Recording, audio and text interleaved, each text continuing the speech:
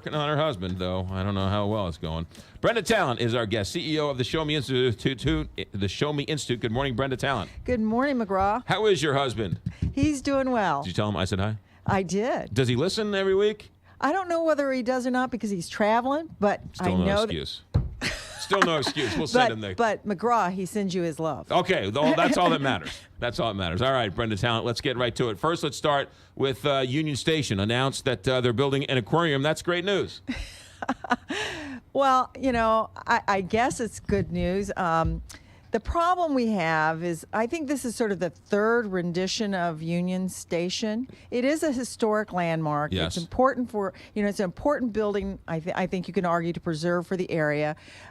What's going on there is it's held by a private entity. Yes. This is going to be a private development, but of course what we're seeing again is we're going to have public subsidies for it. And they obtained this last year when they were contemplating an amusement or like Ferris wheel, sort of like a Navy pier that's in Chicago for St. Louis. Mm-hmm. But now I guess the bid plan has changed because aquarium looks more attractive.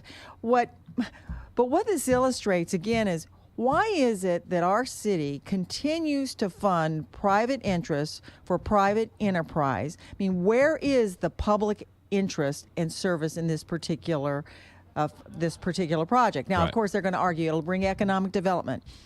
We've been over this, done this. It does not increase economic development. Right. And when you look at the city most recently, I really have to ask the question, where are the heads of our city fathers?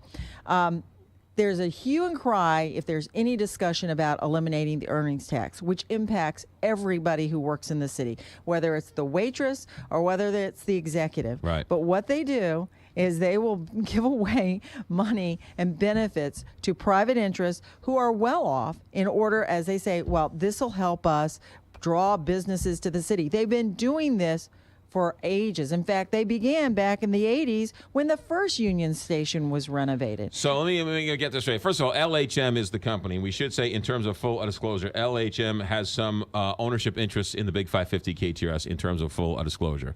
So, but what's interesting is you say, so everyone gets paid the earnings tax, and the earnings tax is so vital to our existence, it can't go away.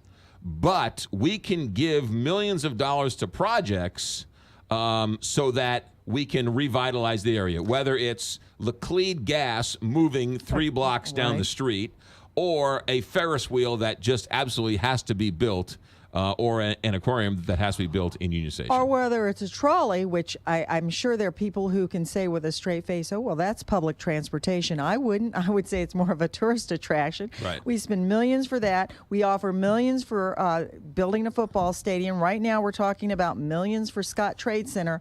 It's just one project after another, but we can't sit down and talk about constructively how we can eliminate the earnings tax. Yeah, $17 million, by the way, $17 million for a stadium that's not going to be built.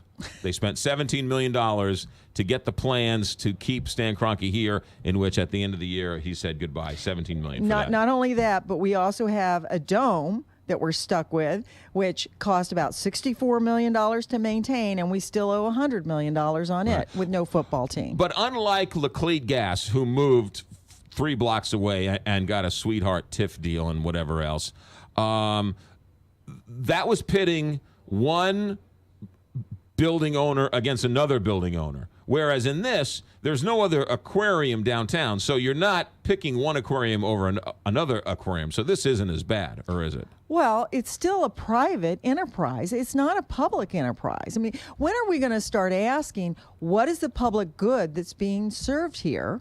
And is there a public need? Not a public want, but a public need. Particularly when we're giving out or foregoing millions and millions of dollars of revenue and not undertaking any kind of coherent plan to really build up the area through reduced taxes and reduced regulations. With that being said, Brenda Talent, also last week, Mayor Slay came out and sort of said his last year in office, he's going to dedicate all of his resources and all of his energy towards the Metrolink. The Metrolink. Good news? No, ridiculous news. I mean, again, I think the bill or the price tag for it can be upwards of $2 billion. That's billion with a B. Right. if you really want to serve the underserved neighborhoods, the people who need transportation, you could do so for a lot less with a bus route. Okay. But the argument is that buses don't work, trolleys work, and that getting people from North County all the way down to South County through the new mapping agency in downtown will revitalize the entire region and be a boon to the entire area.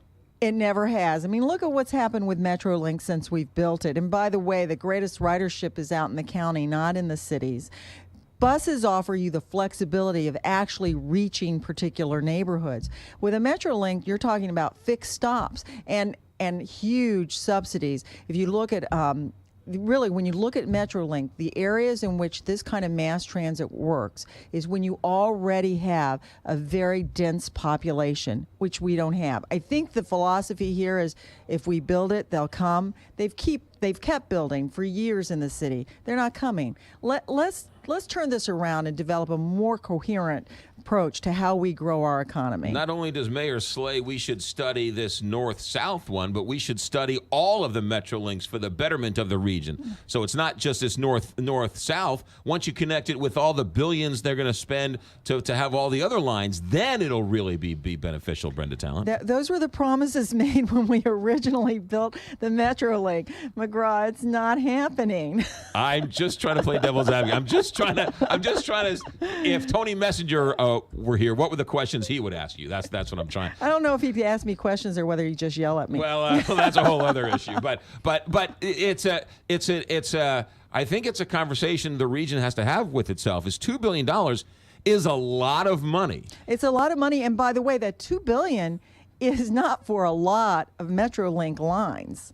I mean, we're not talking about this huge complex, blanketing the county and the city. Right. So we not only have to look at the MetroLink conversation, but we have to look at what is it we're getting for our dollars.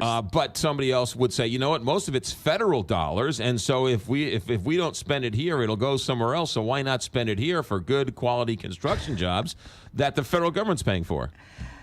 McGraw, we're all paying for it. We're taxpayers. So whether it's state or federal, we're paying for it.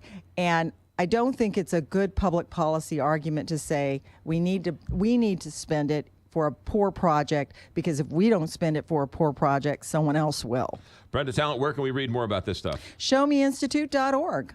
Simple as that. ShowMeInstitute.org. Are you going on vacation next week? Are you leaving us for next week? No, I'm leaving on August 31st. August 31st. So okay. I may be here next week if I've got something substantive to talk about. Otherwise, I'll send one of my policy analysts who might have something they can really dig deep into. Who's not as interesting as I am. No. Why don't you send your husband once in a while? We'll talk to him about anything he wants to chime on. I'll let him know that. There you go. Brenda Talent, ShowMeInstitute.org to find out more. Brenda, have a good week. Thanks. You too. 845, Big 550, KTRS. Appliance discount.